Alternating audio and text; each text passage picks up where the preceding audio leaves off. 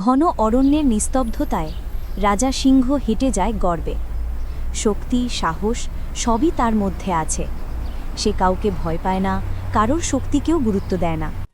কিন্তু একদিন অচেনা এক শব্দ আকাশ চিরে এসে লাগে গাছে। সিংহ থমকে যায়।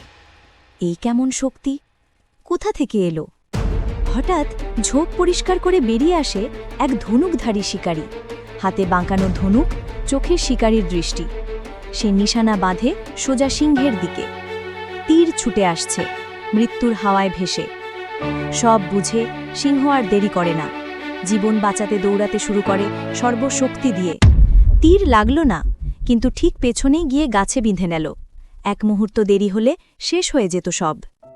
গভীর জঙ্গলে থেমে সিংহ বুঝল, অচেনা শক্তিকে তুচ্ছ ভাবা নিজের বিপদ ডেকে আনা।